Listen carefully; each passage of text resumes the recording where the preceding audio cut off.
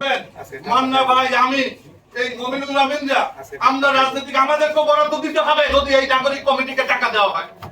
আজকে তারা টাকা কোথায় পাচ্ছে? টাকা এই রাজনৈতিক করার জন্য বিভিন্ন জায়গাতে যে এত বড় বড় সমাবেশ করছে, সব টাকা কোথায় টাকা পাচ্ছে? যাদের মানুষের বাড়িতে ছাত্র পড়িয়ে তারপরে জীবন জীবিকা চলতো, আজকে তারা এত টাকা কোথায় পাচ্ছে?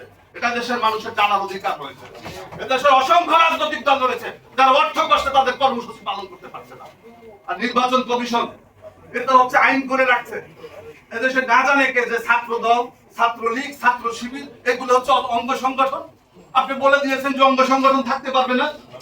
আপনি বলেছেন যে 10% কোঠা থাকতে হবে, নিবন্ধন দিয়েছেন।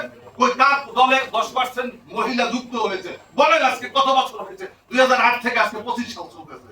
যার কারণে বলবো যে এই সমস্ত আইন কার্যকর করা সম্ভব হবে না। এই সমস্ত আইন আইপিও থেকে বাদ দিতে হবে। রাজনৈতিক দলের নিবন্ধন সহজ করতে হবে এবং যদি আপনারা নিয়ন্ত্রণ করতে চান তাহলে প্রত্যেকটা রাজনৈতিক দলকে প্রতি বছর অর্থ বরাদ্দ দেন, তারপর আমাদের কাছ থেকে জবাবদিহিতা গ্রহণ করেন। ধন্যবাদ আপনাদেরকে, ধন্যবাদ সবাইকে। আসসালামু আলাইকুম ওয়া রাহমাতুল্লাহ। অনেক সুন্দর।